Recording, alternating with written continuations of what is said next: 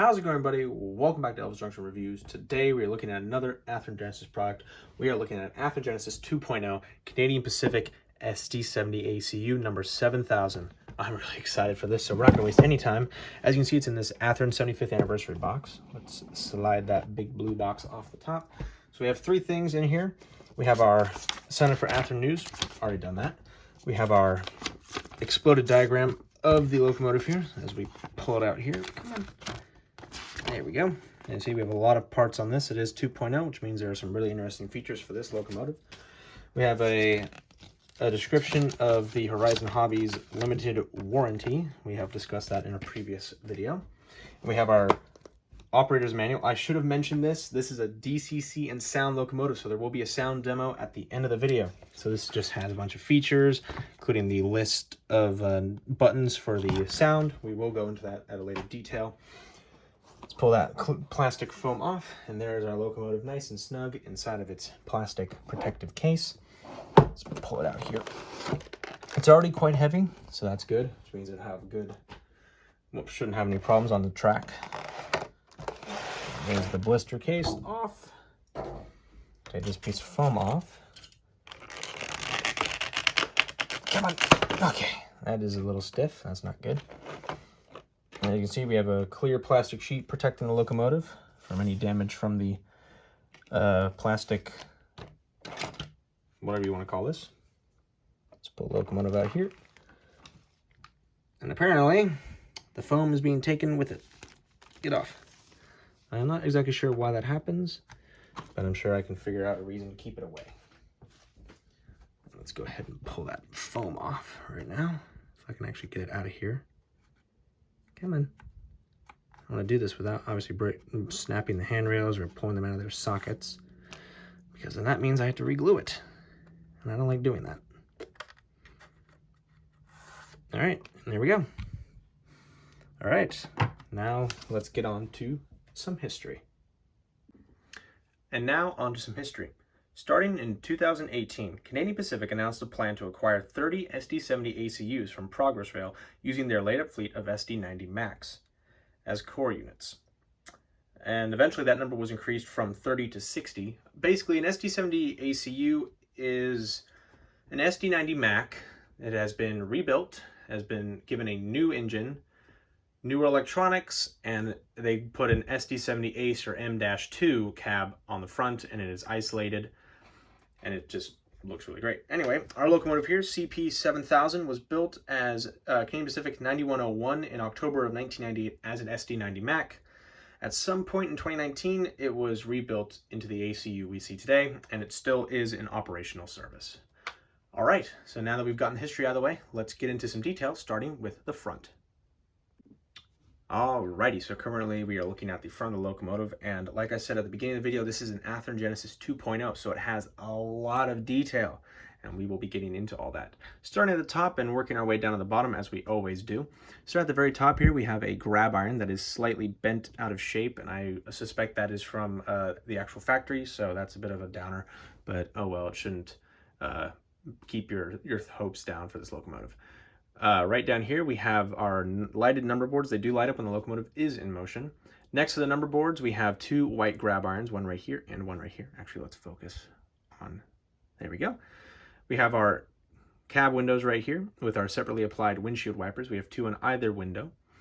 Working our way down to the nose here, we have a white grab iron on the top of the nose right here. We have our sand filler hatches, one right here, one right here. You can see two grab irons, one is right here, and and its cousin is right over here on the other side. There's one grab iron on the slanted part of the nose here. There's not one on that side. We have our lovely cab door right here, and you can see there's a little indication that there is a toolkit or of some kind inside. Here is our headlight that does operate when the locomotive is in motion. We have some black grab irons that work their way from the top of the nose down to the walkway. We have our lovely CP logo. We have our little first aid kit marker right here. That little white horizontal line is the ground light for the walkway. Sorry, it's the walkway light, excuse me. We have our handrails that work their way down to the side of the locomotives. Here are our ditch lights, one right here and one right here. They do operate when the locomotive is in forward motion. We have an MU plug right here. Here is our anti-climber with a white sill stripe. Underneath the anti-climber is some MU hoses right here. Here is our coupler cut bar, just visible, and is more visible with these white handles right here. We have two grab irons on the top of the plow, one right here and one right here. Here is our Athearn coupler, which is made of plastic. We have one air hose here, another air hose right here. Here's our snowplow, and we have 3 MU cables on either side of the plow. All right, so now let's get into the rear detail. Alrighty, so now we're looking at the rear of the locomotive. Starting at the top, we have a grab iron right here. Right next to that grab iron is our sand filler hatch. And we have some numbers right here, number 7000. We have our grab irons here that work their way from the top of the locomotive down to the walkway here. And as you can see, one of them is white. Here is our rear headlight that does operate when the locomotive is backing up. We have a CP logo right here, and there are 2 vertically mounted grab irons on either side of that logo. Here is our anti-climber with the white sill stripe, and there are our rear-mounted ditch lights. They also do operate when the locomotive is reversing. They do not flash, by the way. Only NS SD70ACUs, their lights are the only ones that flash. We have our MU hose right here. Underneath that is our coupler cut bar right here, and with these white handles. We have our handrails that go off to the side of the locomotive. And underneath our coupler cut bar, we have 3 MU cables on either side of the coupler here. We have 2 air brake hoses, one here and one here. Here is our coupler, by the way. And as you can see, we have our spared knuckles right here. This one is for the forward coupler, as you can see, indicated by this F, and this is for E for end. All right, so now let's look at some side detail.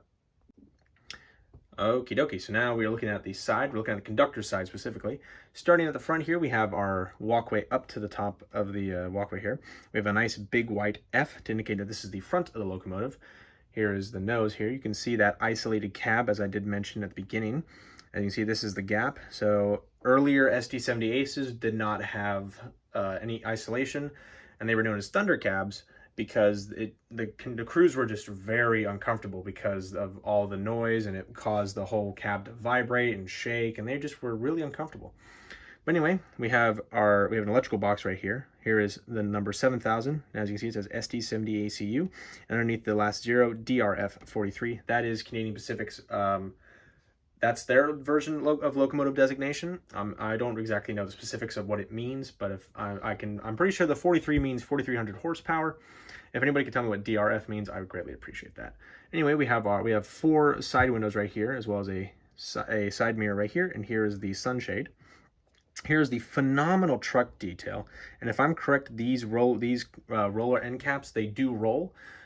We will take a look at that when we're doing our sound demo. And as you see there, these are the springs, or at least the paddings. So like, let's say for instance, you were on a rough track, that would move kind of like up and down. And there's our ground light right there, by the way. And as you can see, these are some very impressive truck detail. And these are the sand hoses right here. So if you're having a slippery day on the tracks, or you need help getting up a hill gradient, sand can get thrown onto the rails and give you better traction. Moving on to the fuel tank here. If I'm correct, it's about like a 5,000 gallon fuel tank. Please correct me if I'm wrong. And as you can see, it's got a lot of nice details right there. Moving along here, really quickly before we get into that, we have our lovely Canadian Pacific and the lovely beaver logo right there, which is a very iconic logo. We have our horn right here, which I believe is a K3LA. Please let me know if I'm wrong. I do greatly appreciate that. We have our parking brake wheel right here. As we move along here, as you can see, the horn does appear to be bent downwards. And I believe that to be from just shipping and handling of the locomotive before I acquired it, which is a bit of a shame, because I'm sure if I tried to fix that, it would snap off, and I'm just not going to attempt that. As we move on to where the dynamic brake fan and the radiator section is, you will notice on this truck, we have actual cables, which is really cool, because on scale trains locomotives, they are just plastic. But this is the only other instance aside from Atlas that I've seen actual chains on the side of the locomotive. So I definitely, that's a lot of points right there. Anyway, we have our dynamic brake fan area, and you can just see, but that is a little bit of see-through, just barely though, which is a little bit disappointing, but also still pretty cool. But anyway, so the SD90 Max, the SD80s, and the SD70 ACUs, they all have their dynamic brake fan at the rear of the locomotive, as apart from the SD70s and the SD60s and the SD50s. All on those 3 locomotive variants, the dynamic brake fan is directly behind the cab. And I believe it was put in the rear of the locomotive so that the comfort of the crew was more enhanced. All right, so now let's look at the engineer's side of the locomotive. Let's try not to also break the horn as we just flip the locomotive here. As you can see, it's pretty much the same on this side. The only big difference is the inclusion of the E-bell right out. Just poked myself. There's the E-bell right there, as well as the air tanks for the brakes. The air brakes. As we move along here, as you can also see, there's no parking brake wheel. All right, so now it's time to get into some roof detail. All right, so now we're currently looking at the top of the locomotive, and as you can see, we have our nice PTC antenna array. And here's something special. Because this is an Athearn Genesis 2.0 locomotive, I can take the roof off of the cab because it is magnetized. Now, the only thing is, can I actually get it off? I apologize for the construction noises you hear in the background. It is nothing I can do about it. There we go. Oop. And there it is, off like that. So we get a better view of that PTC antenna array there.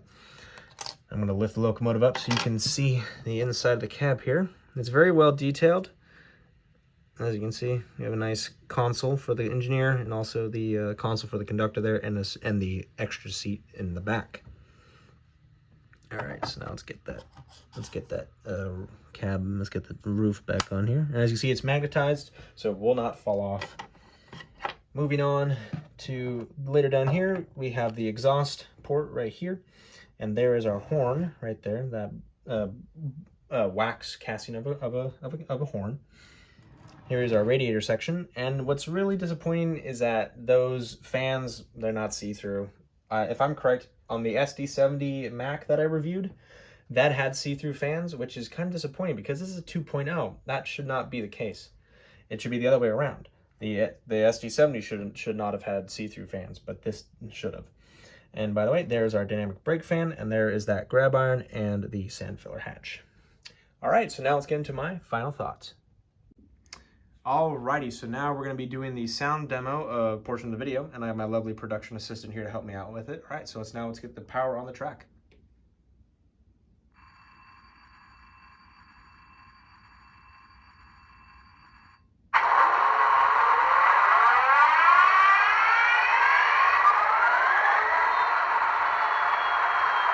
Alright, so that was the startup sequence.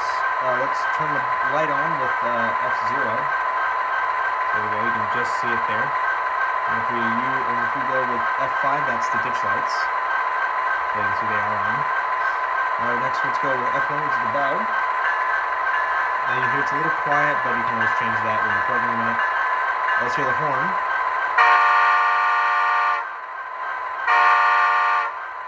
Apparently F3 is a short horn. That makes sense. F4 is the dynamic brakes, or a straight to idle. I guess it's straight to idle in this situation.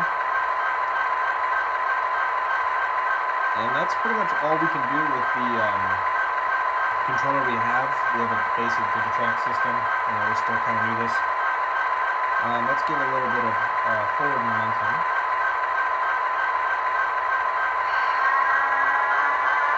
You hear the traction motors going on it. See if we can get it off completely here.